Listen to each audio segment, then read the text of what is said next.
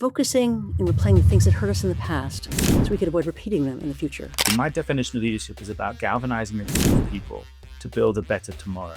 And a lot of that gets defined by the leader, but a lot of it also gets defined by the people who are building that tomorrow. Part of your role as a leader is to provide direction. People follow not because a leader is impressive, but because the leader makes them feel something. Welcome to The Hard Skills. I'm Dr. Mira, and this is the show where I help leaders in high-pressure, expert-driven organizations build the skills that actually move people and systems and create healthier organizations. I came to this as a clinical psychologist turned executive advisor and leadership trainer with a take that sits where culture, politics, interpersonal savvy, and emotional intelligence meet. If you've ever sensed something about your leadership situation was off and couldn't quite name it, and if you want to get better at the human and political realities of the work, you're in the right place. So let's get to it.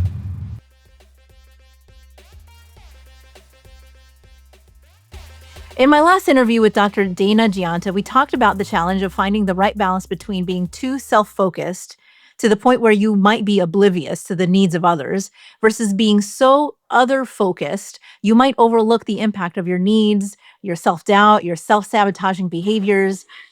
And in today's conversation, we take it a step further, exploring the inner and outer game of leadership. We will answer questions like how our inner talk can directly affect the tone of a meeting, or your organizational culture, or your team's decisions, and how to read the needs of your people to lead them across different contextual challenges.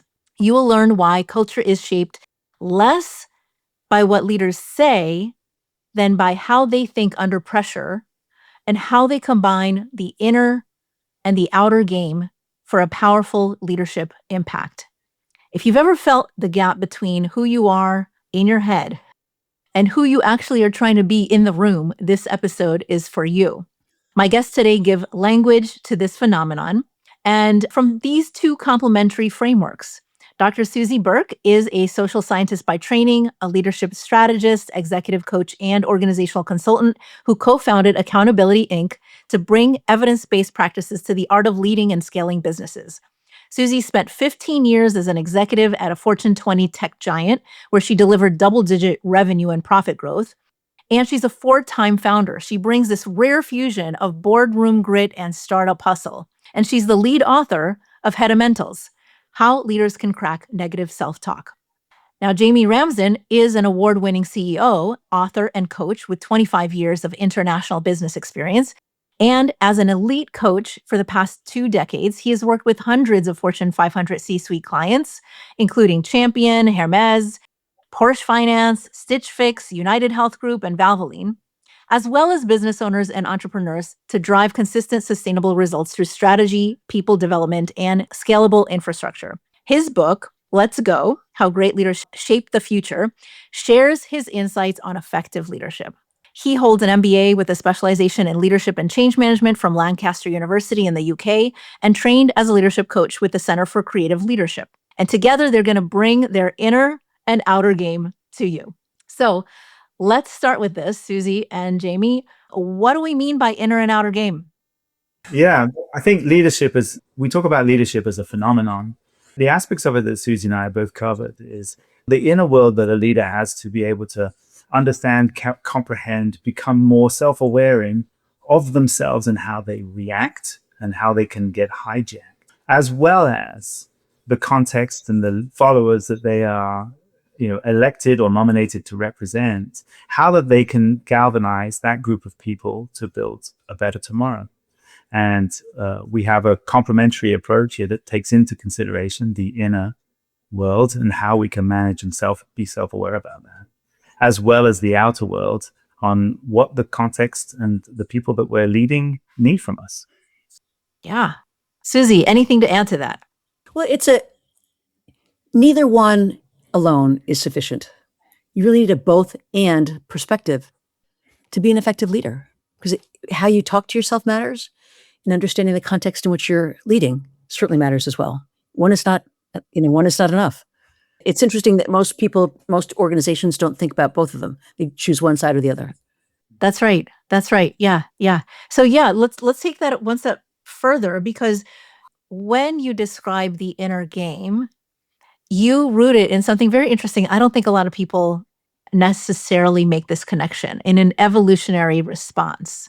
So one example is like you describe how self-doubt after getting a big promotion is actually an evolutionary response. So I'm curious, how is that evolutionary response? How is the inner game developed in that way? And what are we to do with that information? Like, how do we extract that into how we use that information to move forward as leaders? I'm coaching a CEO, and he talks about his reptilian brain. He's exactly right. Our brains are hardwired to keep us safe. Thousands of years ago, survival came down to just one thing: speed.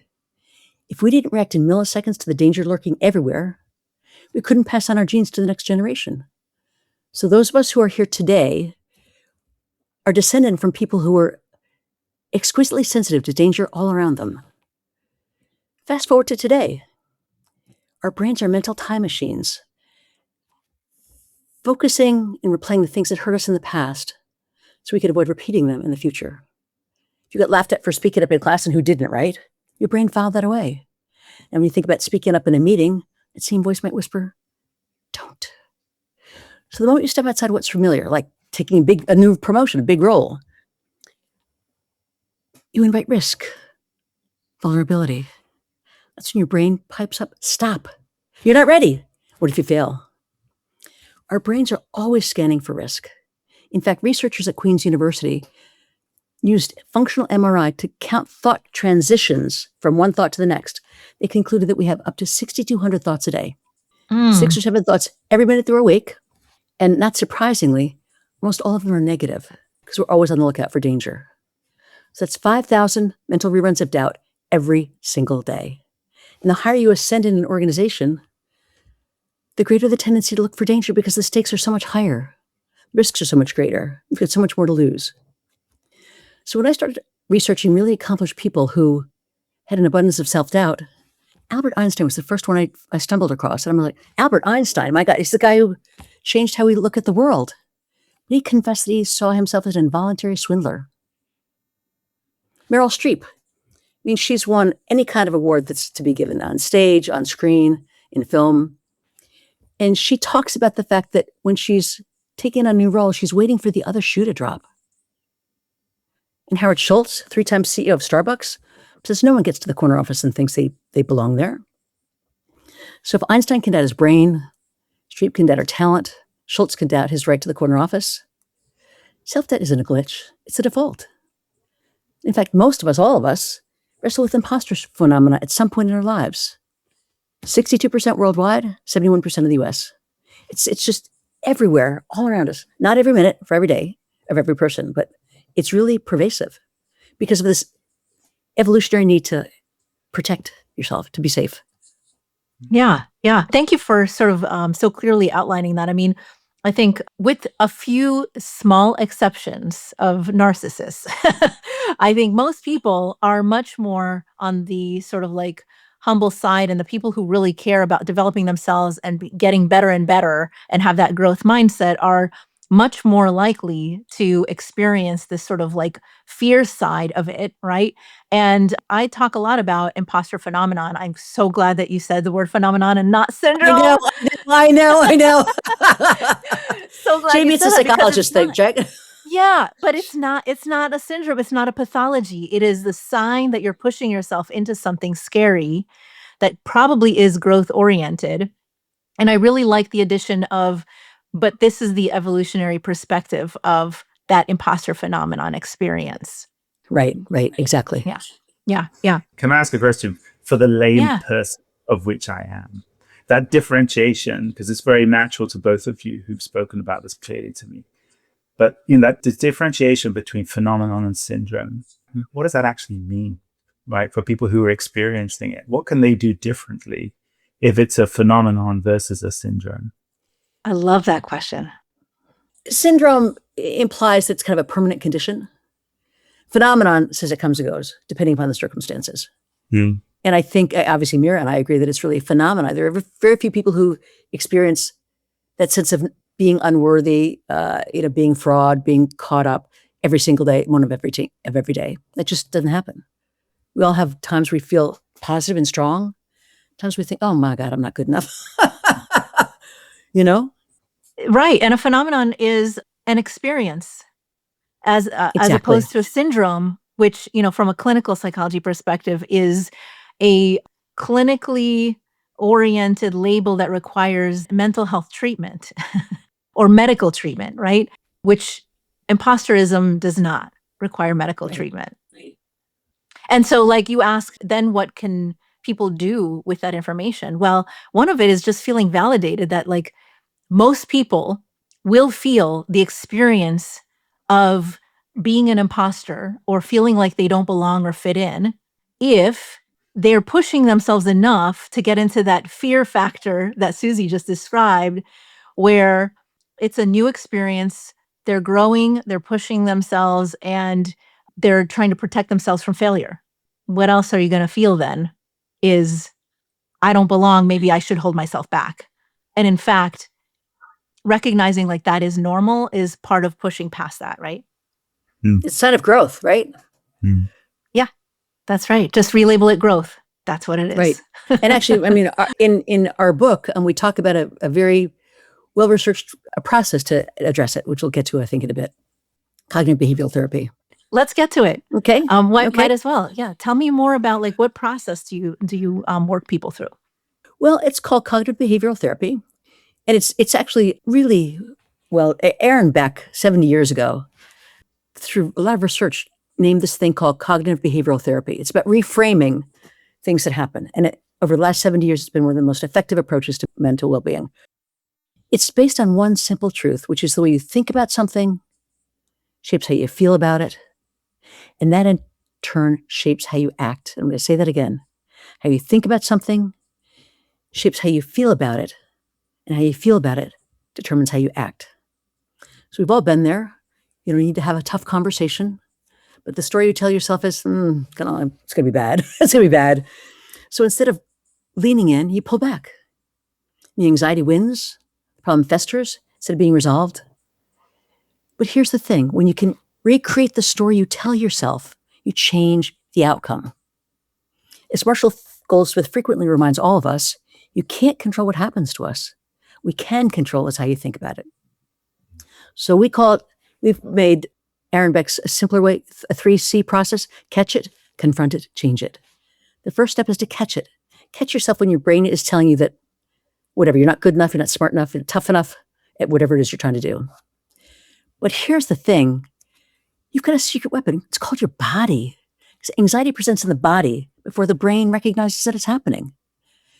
Muscle tension, heart rate, anxiety. That's the alarm system. The first indicator that your brain is trying to hijack you. So when these signals appear, you say, wait a minute, what old tape am I playing? That moment of awareness allows you to interrupt self-defeating thoughts before they shape your behavior. So my cue is my stomach. My stomach gets in a knot. I know that something bad is going to happen. I'm getting anxious about something, and I'm probably going to blurt out something that I don't want to say. So I force myself to be calm, to breathe, to slow down, so I don't put my foot in my mouth again. So the first step is to catch it. The second step is to confront it. And this is where the real shift happens, because you've got to challenge the story you've been telling yourself for maybe most of your life and prove it wrong, right? It's asking tough questions, not settling for easy answers. Say, where's this coming from? What's the evidence that supports it? Is what I'm thinking true? Just something my mean sister told me 40 years ago, Mira and I were in a forefront group with someone named Jill Crawford, and she shared a dig folder, which is just the best idea. It's called Damn, I'm Good. and she's on Good Morning America all the time. She's brilliant. She's a great coach and speaker and writer. And every time she gets a compliment, she drops it in her dig folder. So on a day when she's feeling like she's not good enough or whatever, she'll just pull it out and say, wait a minute, I am good. I am good. I am good. And it really helps. So I think, the third piece is to change it, right? Once you've caught it, you've confronted it, you just change the story you tell yourself. And that's where the magic happens. Research shows you that when you tame your self-doubt by rewriting the story, it takes honesty, a braver, more legitimate story that you can actually stand on. It's a reality check. Leaves your critics in the past where they belong. So this method, the 3C process, doesn't magically erase doubt, but it gives you a tool to rewrite the story you're telling yourself. Once you change the story you tell yourself, you show up differently in every room that you're in. I'm working with a group of middle managers now. We're having to go through this process, and it's so interesting to watch them evolve. And they're in a very high stress business, and they talk about the fact that, wow, my thing is, I have them name their monsters actually, and Jeanette was in the room, and I heard her talking to me, and I thought, no, that's not true. Go back home.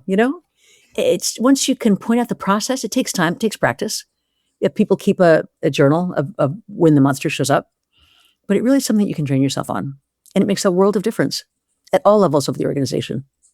Yeah. Yeah. And folks, if you're listening, I know that Suzy is masterful at making this sound simple, but it takes practice, like she said.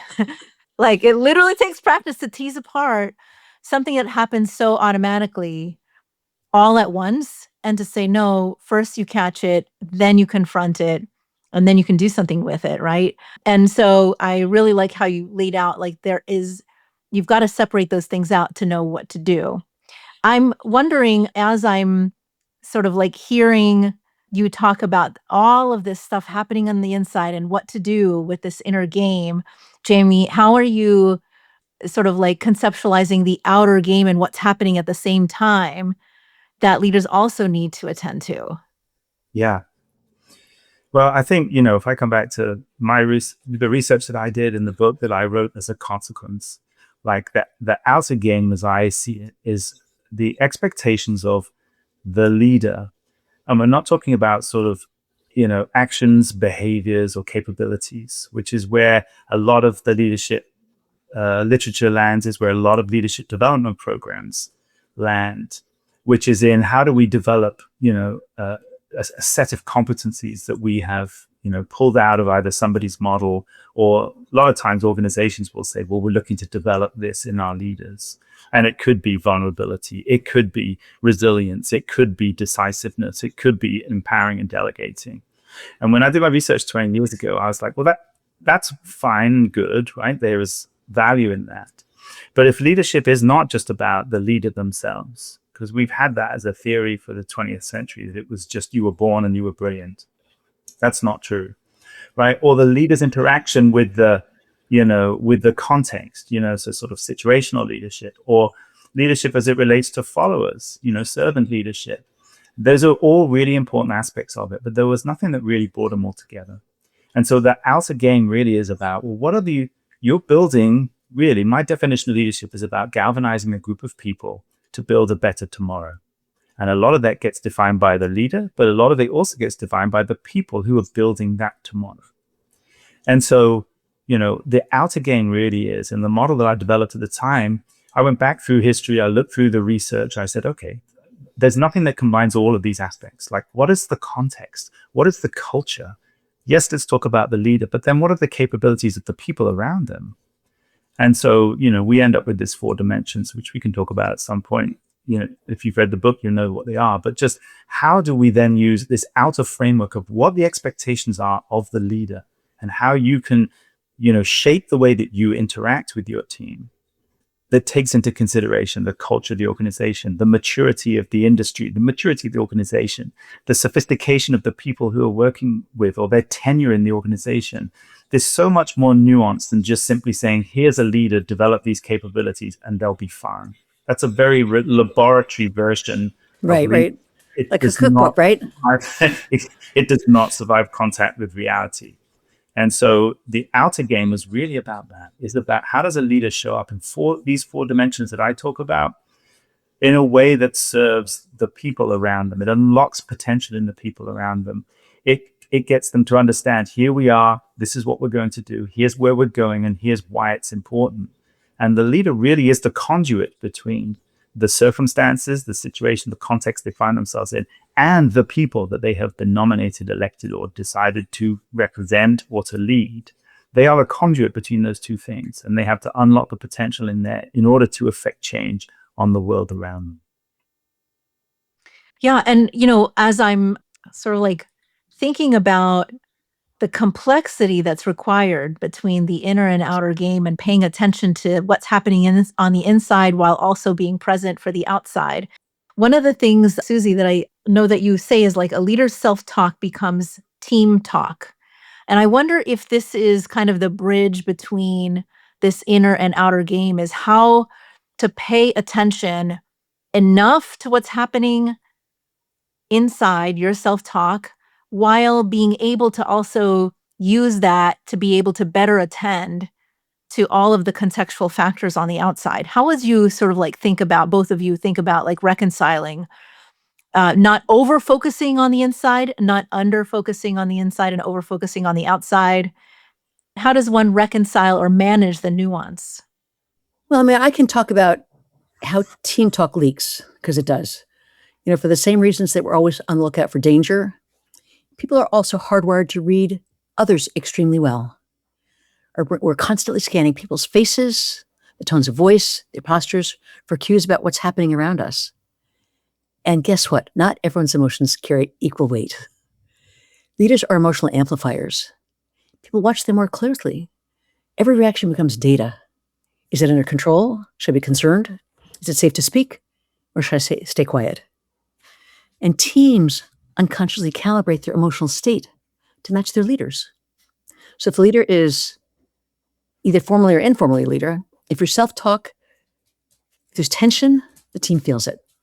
If there's fear, the team absorbs it. If there's no space to challenge, they shut up. But a leader's mindset is grounded in curiosity, in perspective and choice. Calm spreads, confidence spreads, possibility spreads. And I think that's where the outer game comes in, right? If the leader can bring that outer game into this experience of being a member of a team, that's where it can really make a difference, and not simply shape strategy, but win the game, Jamie, to you. Yeah. And so, woman, the way I see it is, if we have a leader who understands the outer game of what's required, so they can adapt to the context, they know the industry, they know the company, and they're not regulated, they have not become self-aware or understood the inner game, they're consistently hijacked. What we typically see, and I work with leaders with this like this all the time, is that they will oscillate, right? The circumstances, something will trigger, they will oscillate between those emotions. They will come up in emotionally unregulated ways. And to Suzy's point, they will then affect the teams in ways that they may not see or understand or really appreciate, but they create a wake, this oscillation, this lack of, in my model, it's about consistency. It's about being consistent around a certain set of values, principles, and actions and behaviors. But if you're not able to do that, if you're constantly under, emotional assault, if you're constantly reactive, and you show up in meeting on Monday morning in a certain way, and then you show up on Monday afternoon in a different way, and then you show up Tuesday morning in another way, whether it's you're angry or upset or, you're shutting down or whatever, that oscillation, that sort of, variability around what people expect, it inhibits the ability to create a safe space. It inhibits the ability for people to step in and challenge or be heard or to be able to push back. And so we get teams then suddenly that this emotional dysfunction or emotional deregulation, if you like, it infects the team. And so you can have a good understanding of the outer game and not the inner game. And that will make you ineffective in that sense. It will make you emotionally unregulated. And the other way around is that you can have a clear understanding of self. Right. You can be very calm and grounded and centered and consistent with your values, but you don't have systems or models or principles or a better understanding of how to adapt to the context.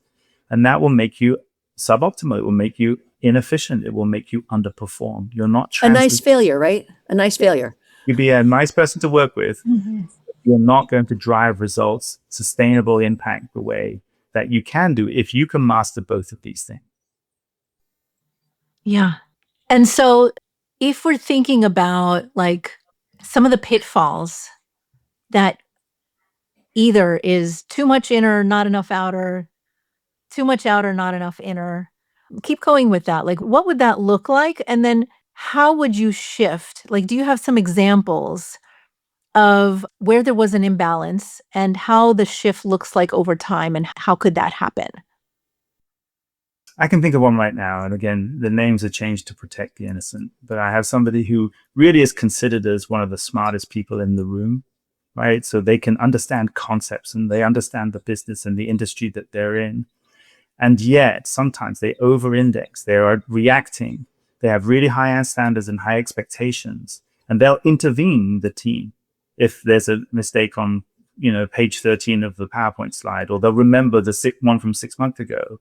And then they'll emotionally react in a way that absolutely shuts the team down. And I was curious because I interviewed a team and then I talked to the leader, and there's a real blind spot around how this person doesn't see how the inner game is affecting the team, is creating this oscillation and creating a wake in there, and behind them that affects the ability of the team to be able to step in and challenge and collaborate and communicate, because they're more worried about what's on page 13 of the slide deck. And so that where the inner game is not regulated, we have oscillations. They can really understand the outer game, but that they're not oscillated. And so we're trying to close that gap right now. It's somebody I'm working with. And I've got the opposite example. Yeah. I was coaching a woman this morning, and she's so focused on bringing her team along and making sure her team is comfortable and making sure her team is settled and confident and so on, that I said, where's the strategy? What are you doing about strategy? And she says, well, I can't think about that right now because people are just, it's a government funded organization, and the big, beautiful bill took their budget from 100 million to 20 million.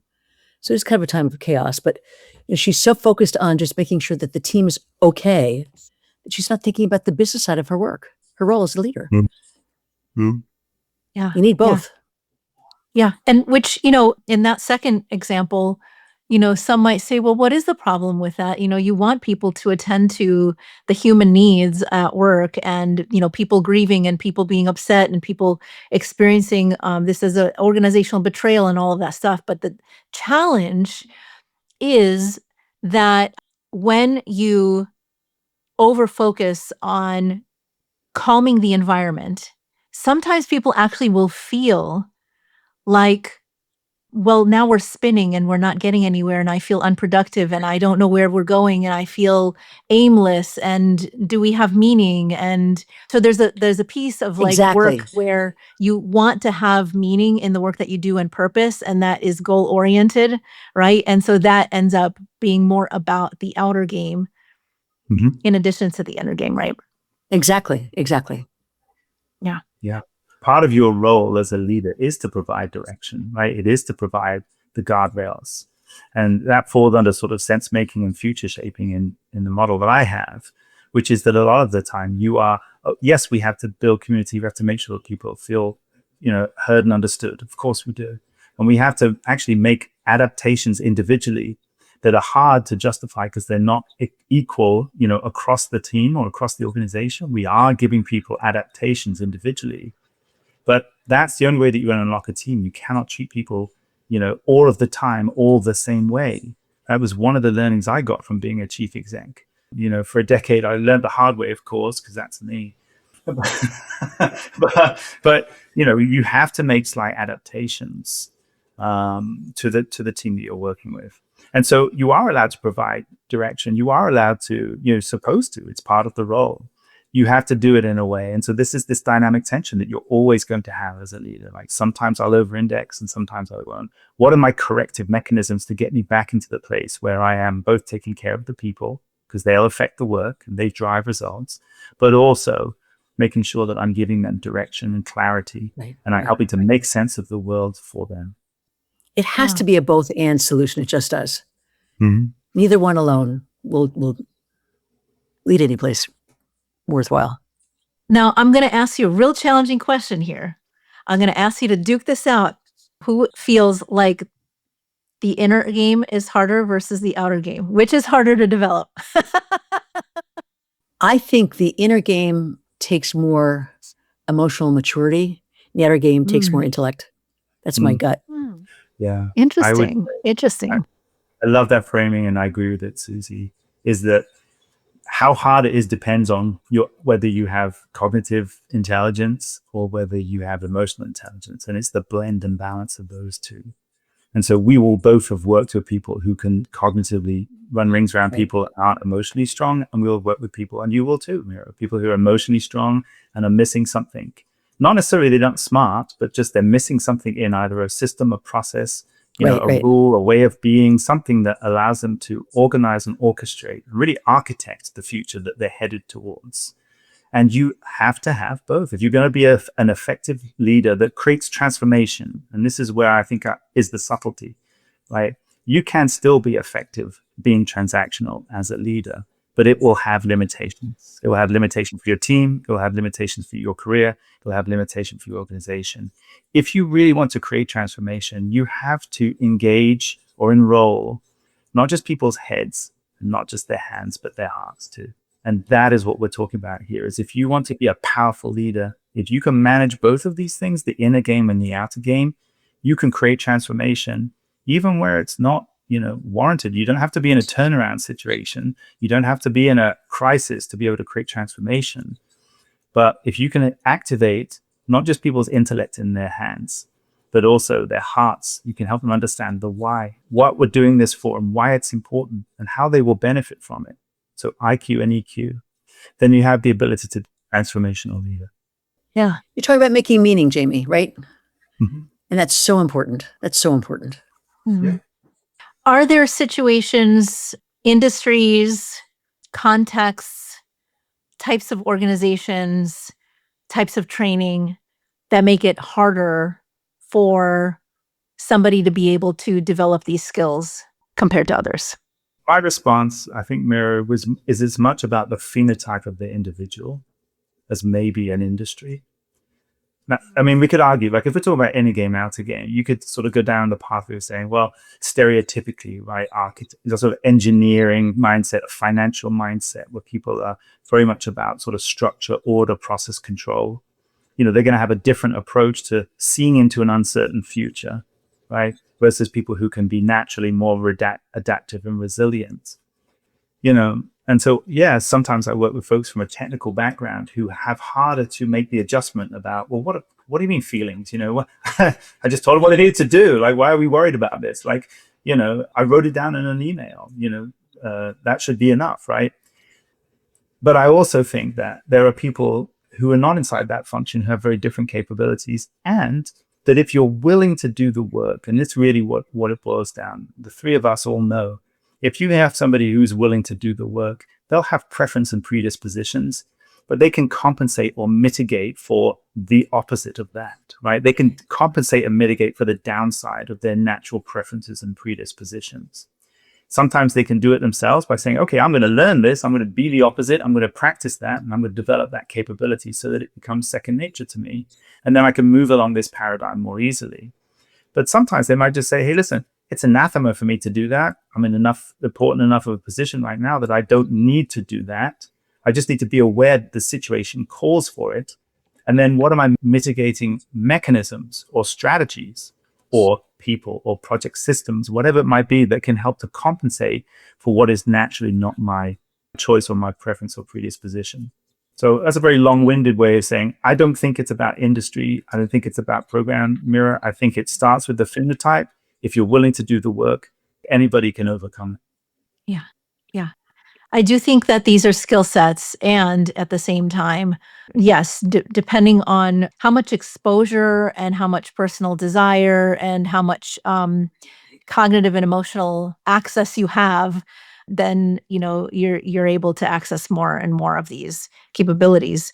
So let me ask you, last season we explored rediscovering human needs on this podcast. And Jamie, you write that people follow not because a leader is impressive, but because the leader makes them feel something, a reason to belong, a sense their work has meaning. Where do those core human needs sit in your frameworks? And I'll start with you, Jamie, specifically. Yeah, so my framework is literally about untapping or unlocking potential in other people. And as a leader, we can be transactional or we can be transformational. And again, if I come back to, if you really want to create a step change in people, you have to see and understand these 4 underlying needs. So the model that I have talks about the roles that a leader plays in their job.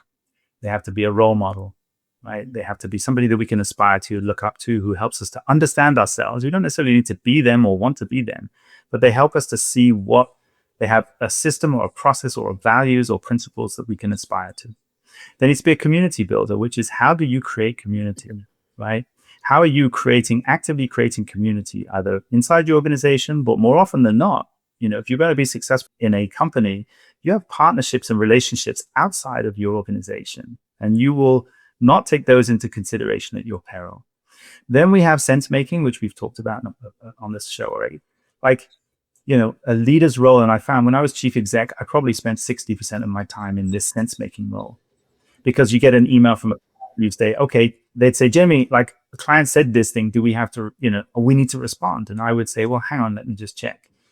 The client does this every Wednesday, like it's just Wednesday, right? Or, they may be overreacting, or that we may already have done it. So let's, so sometimes my reframing of that, or I've got this, or there's a team of people who can work on this. And so helping people to calibrate, and the opposite also true. Hey, Jamie, this is not a big deal. Well, I've seen this. I can see how this could escalate and really be a challenge for our organization. And so I'm going to reframe that for you. This is important, and here's why. And so that's the sense-making piece. And I think leaders spend more time there than elsewhere. And then finally, future shaping. And so those 4 roles are underpinned on the human drivers that we have and have had throughout human history, which is a sense of self. That's the role model. A sense of belonging. That's the community builder. A sense of meaning, which is the sense maker, and a sense of purpose.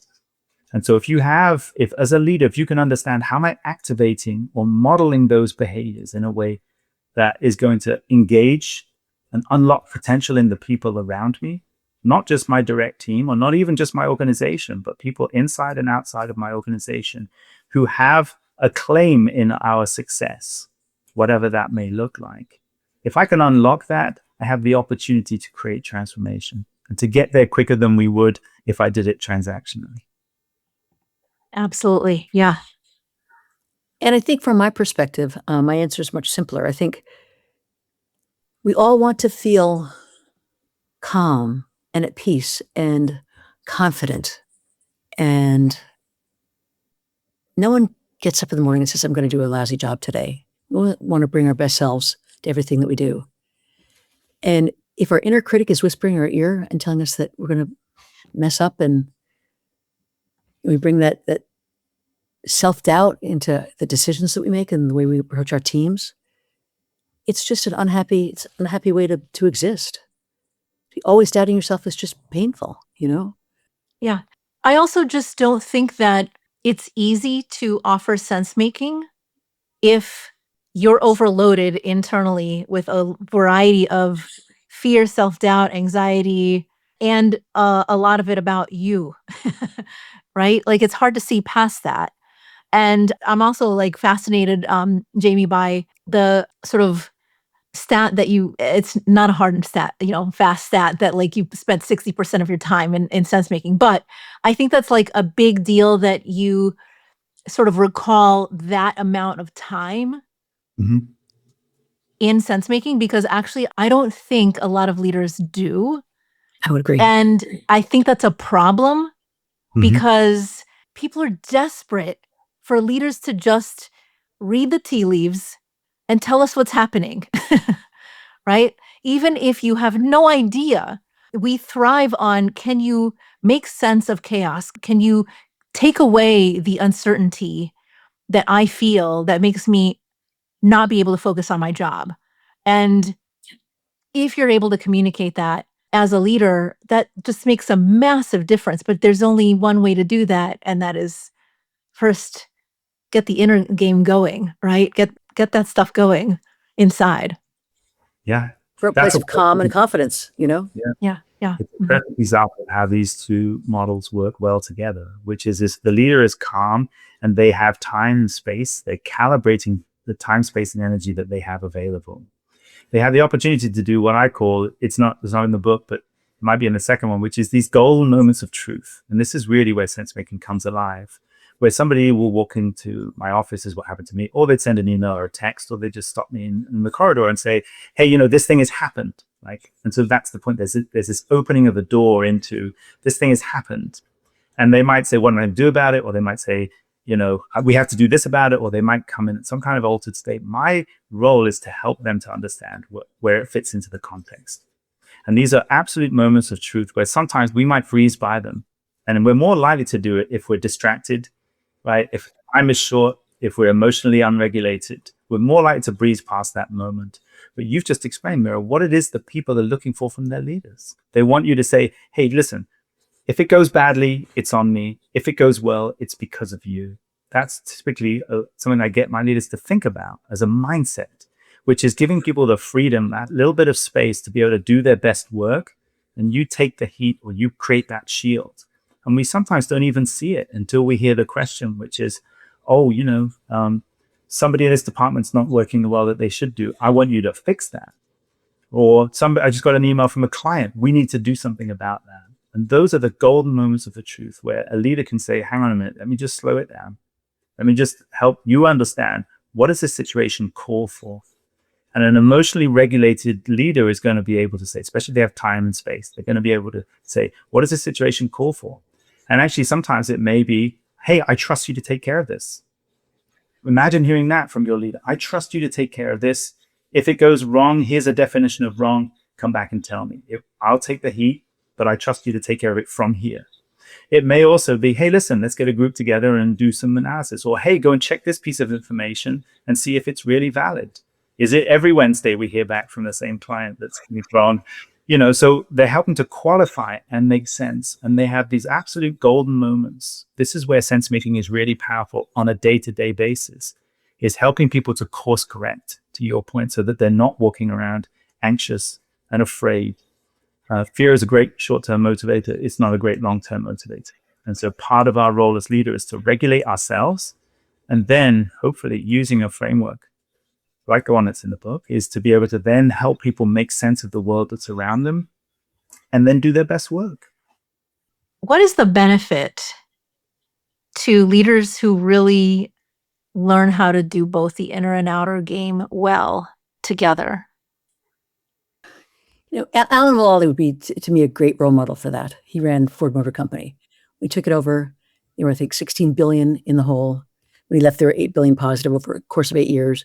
The only automaker that didn't take money from the government in the chaos of 2008. And he did both.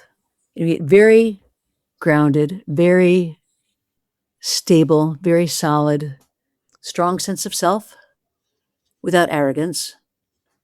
And he learned, when he first joined the company, he said to his executive team, I know nothing about making cars. You guys do. My job is to help you be your best selves, right? But over time, he obviously became brilliant in understanding what was required from a strategic perspective, and a tactical perspective. And he literally turned the company around in a most remarkable way. That's huge. Yeah, it is. It's a miracle, really. And I think, Mira, again, I'd said this earlier on, but my definition would be the difference between transactional and transformational results. Because what Alan accomplished, among others who have a similar mindset, is to be able to create transformation, sustainable transformation. So an organization that evolves, it has unlocked potential in there, right? It has resilience, it has capability and capacity in ways that it wouldn't do if the leader was constantly either oscillating between their emotions and being emotionally dysregulated, or they can do this too, is put themselves at the center of all events in a way that doesn't allow us to unlock the potential that's within the organization. That they're interfering or intervening where they don't have to. They're not sense making. So people are operating out of fear or ignorance, not of their own making, but because the leader's not helping to shape or frame the conversation. They're intervening when it gets too bad. And so that, again, creates disruptions. It creates whiplash across the organization, either the internal oscillation or the external behavioral version that gives whiplash to the organization. And we'll hear this all the time. People saying, we do this initiative and then we do this one. Or this was a priority and now this is something else. And it really is down to the leader to be able to help people prioritize and see clearly where we're going, what is important, be essential about what's important, and then create that shield or that dome or that space for people to be able to do their best work, then we will see transformation.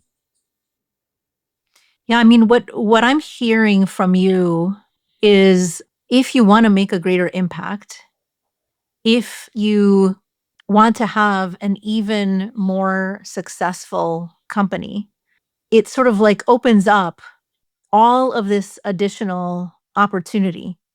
Without that, you can be successful to a certain degree, but you're leaving a lot of talent on the table in a way, right?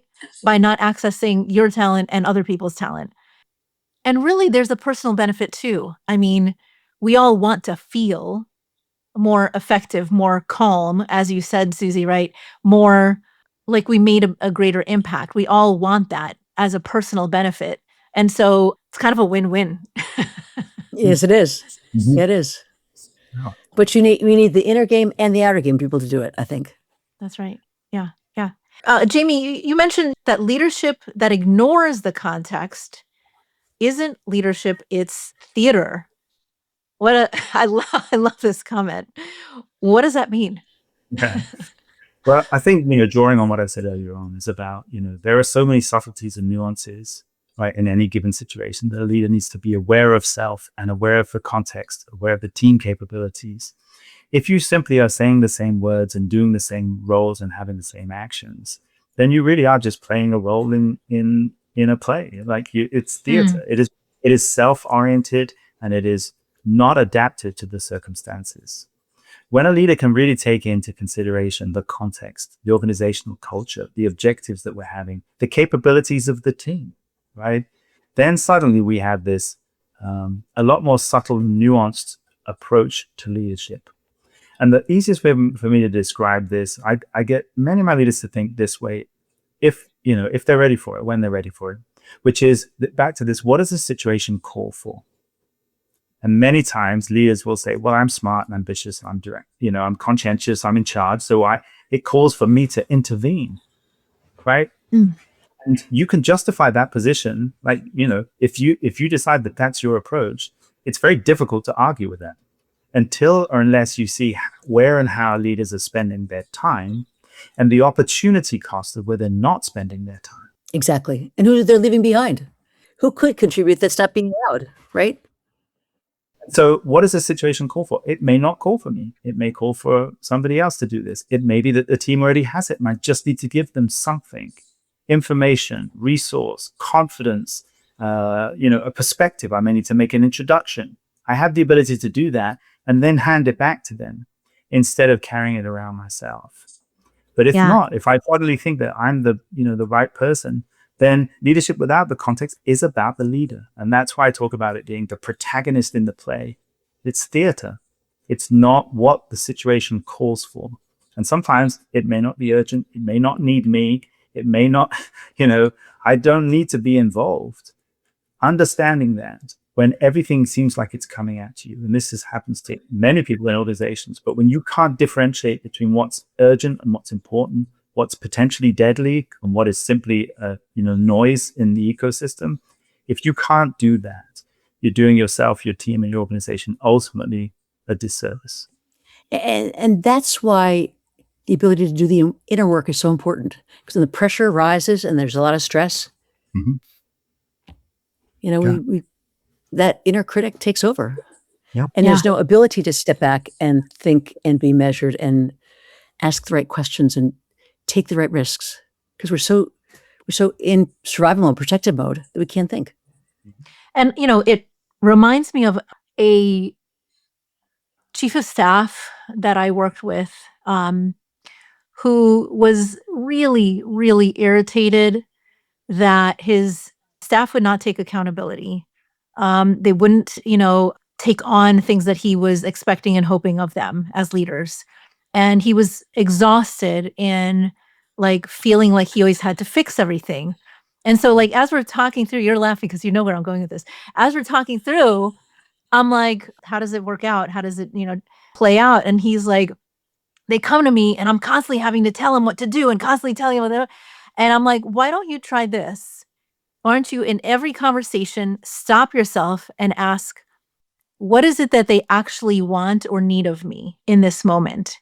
Is it the answer or is it something else? And so like just forcing him to stop answering as if he was the only person responsible for fixing everything actually got him to stop fixing everything and got them to step up like he wanted them to, you Right. know? Right.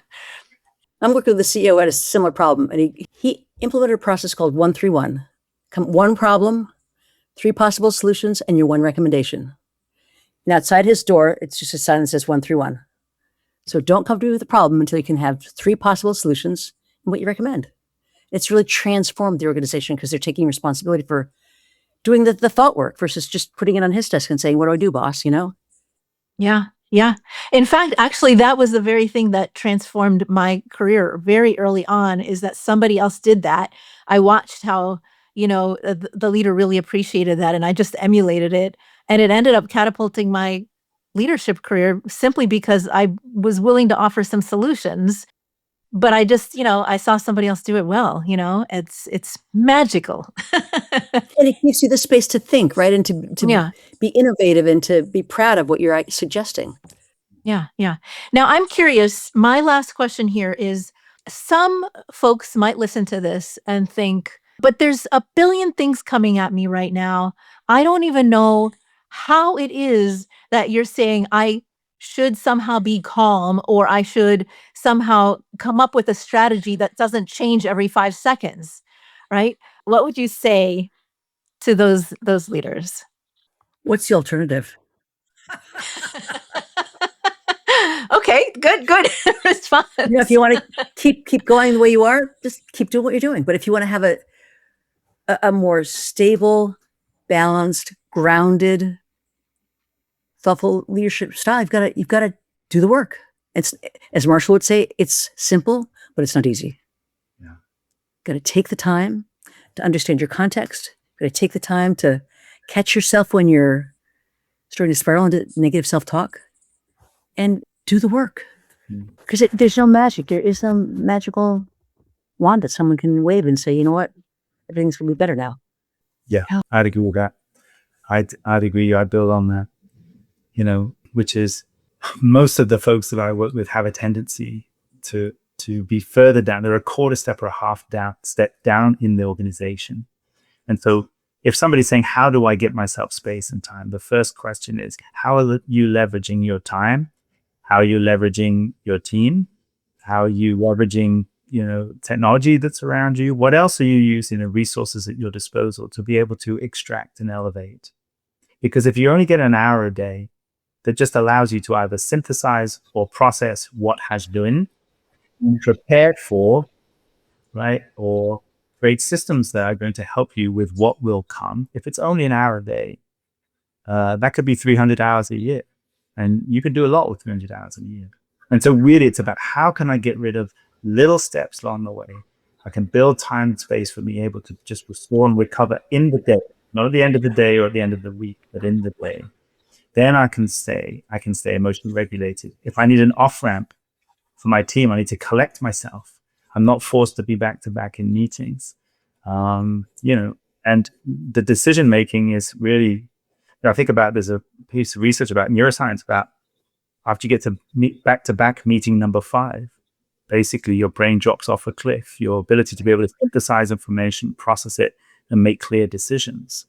And so how do you build those breaks in your day? Even if your day is busy, how are you building breaks in your day to be able to stay centered and grounded and be able to ask your team how they can contribute and to get out the way?